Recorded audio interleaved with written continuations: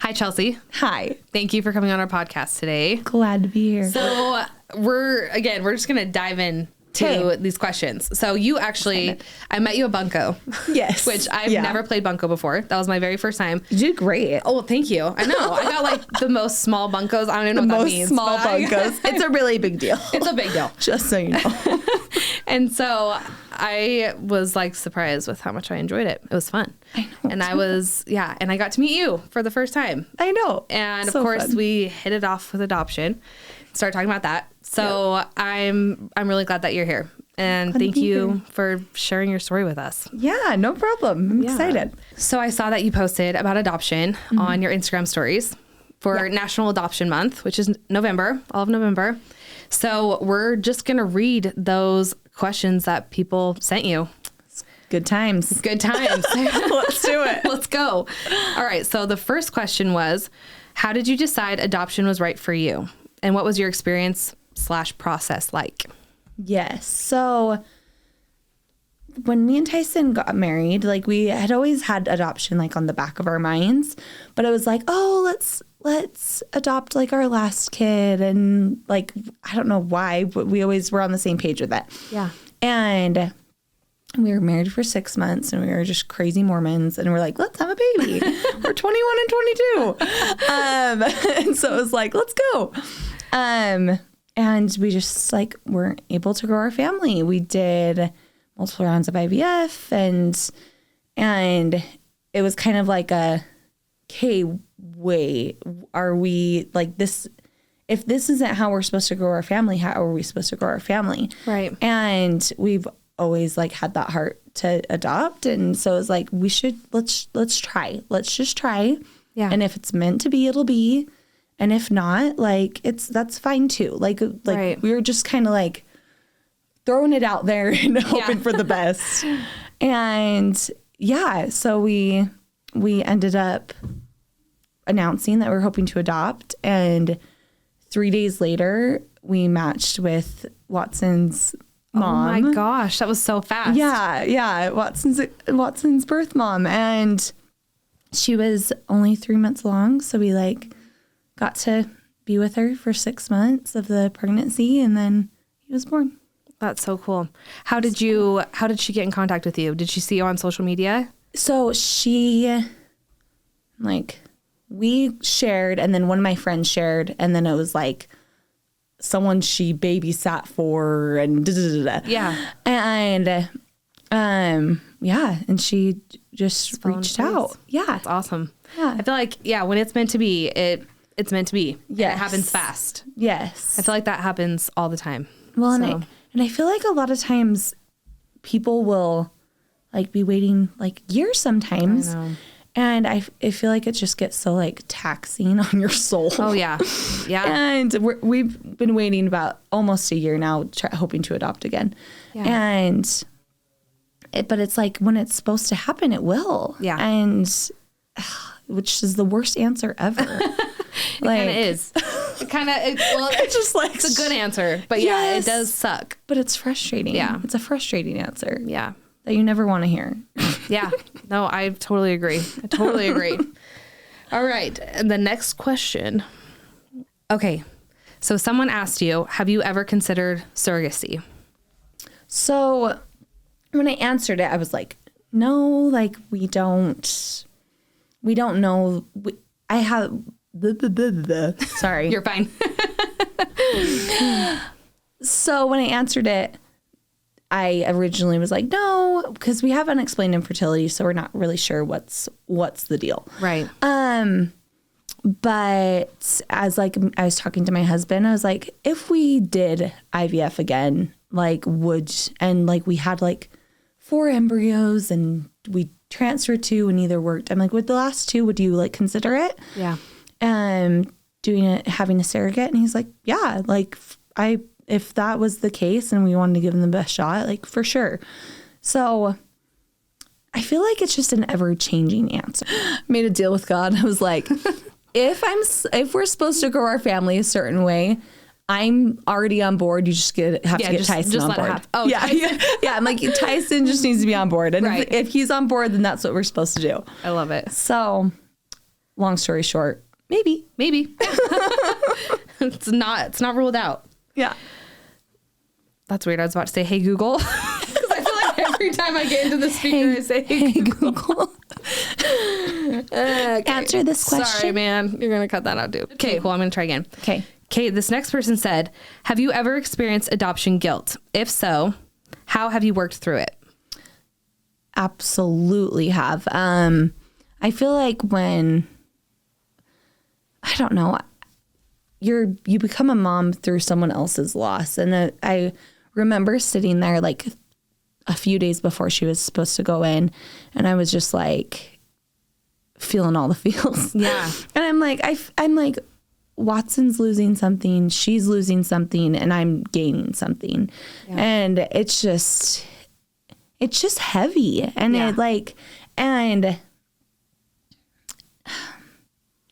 it's heavy, but also I have the easiest part of all of it. Like, so I don't know. It's hard because you're like, I feel this guilt, but also so much love. Yes, so much love and like appreciation, and like it's just a lot of feelings at once. Yeah. Something that helped me kind of process and work through it is, I'm like, she chose me and Tyson to be this little boy's parents for whatever reason. Yeah. Honor like her choice and trusting us. Right. And being like, okay, like she trusts us to raise this little boy and to love him. And if I let like guilt like overwhelm me, I'm not going to be my best self. I'm not going to be the best mom I can be. I'm like, right, for him.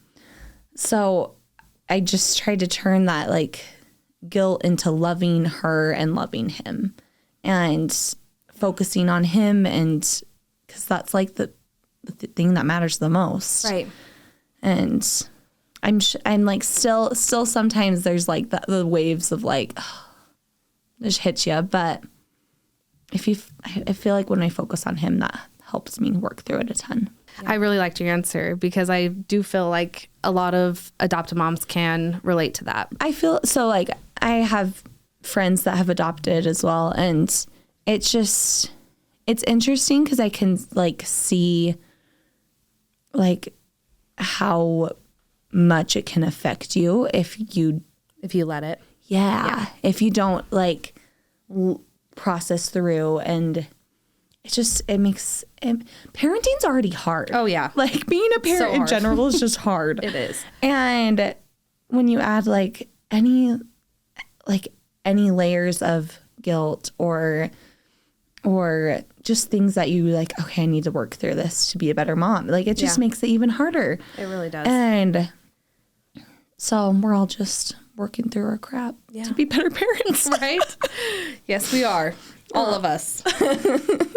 Next question. Do you have an open or closed adoption? And do you think one is better than the other?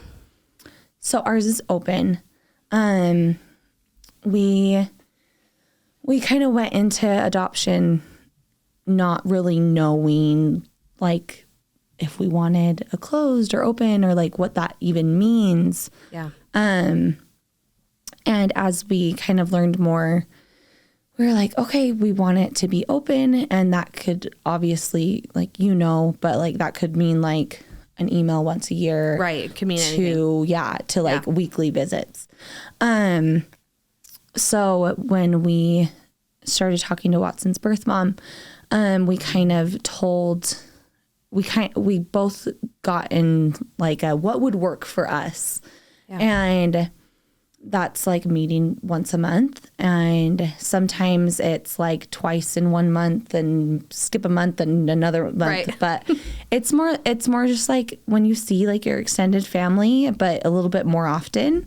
Yeah. And we both invite each other to like different things. And I've loved it. I've loved it because I get to see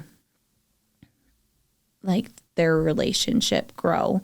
Yeah. And I know that it's going to be so good for Watts because he'll always have that connection. Yeah. And be able to ask any questions and won't just be wondering and who he is, and like where he comes from and what his life would have been like if he wasn't placed. Yeah. Those questions he'll already have an answer to. And if he doesn't, then he has a direct line to that person. So I'm like 100% think open adoption's the way to go. Yeah. Obviously, there's some cases where it's like, for the safety of everybody, it needs to be closed. Yeah, exactly. And I feel like some birth moms are like, for my mental health, I need it. I can't. Yeah, I need to just close this chapter. Yes, I can't do this right now.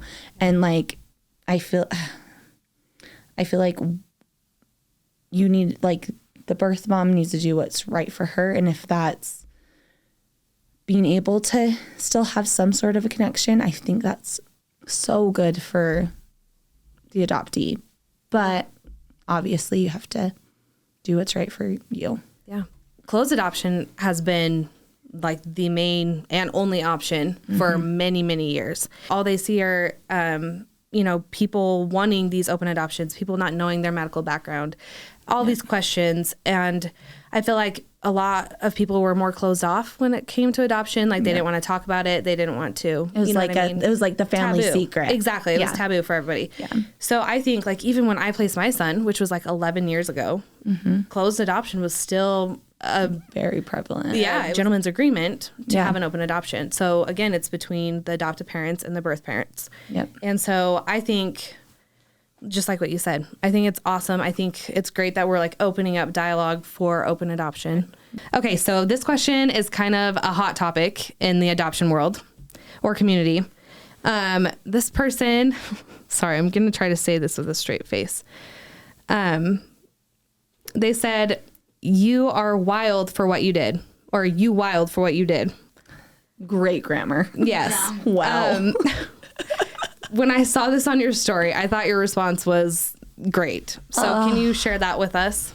So I've gotten like variations of this response. Like, I would never, like, I could never love a child that's not mine biologically. Yeah. Like, I'm shocked at how many people say like, that. Just like outright just say it and are yes. okay with saying and it. I feel like they think it's like a compliment. Yeah. They're like, you're such a good person because I could never. Yeah. And it's like, okay, first of all, no one asked you. Yeah. Like, no one asked you if you wanted to adopt. Right. And no one should if you feel that way. Yeah. Like, there was a person where they said something along those lines of like my spouse is like not open to adopt, and they like could never do that. Yeah. And I was like, okay, like, that's fine. Like, it's like, I get it, I guess. Yeah. Then don't. Yeah. Like, just do us all a favor. Do every kid a favor. Like, don't. Don't do it. Yes. Because, and I feel like we are so quick to say what we would and wouldn't do. Yeah. Like, it's like, I don't want to say belittle, but like undermine like how our capability to love.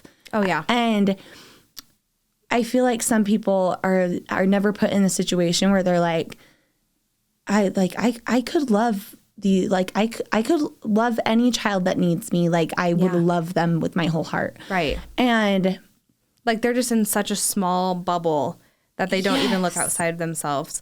Like, people who say that, I'm always like, what happened to you that triggered you to say that?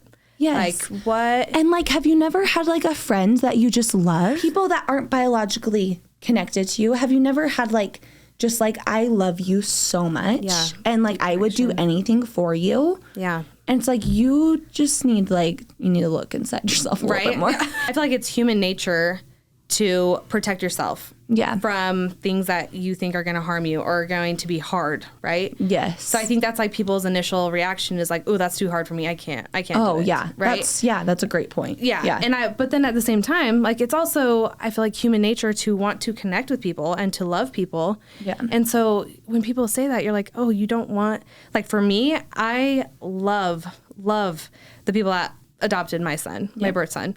They are family to me. They've just joined our family. They go to family events with us. We're now just one big happy family. And we love it.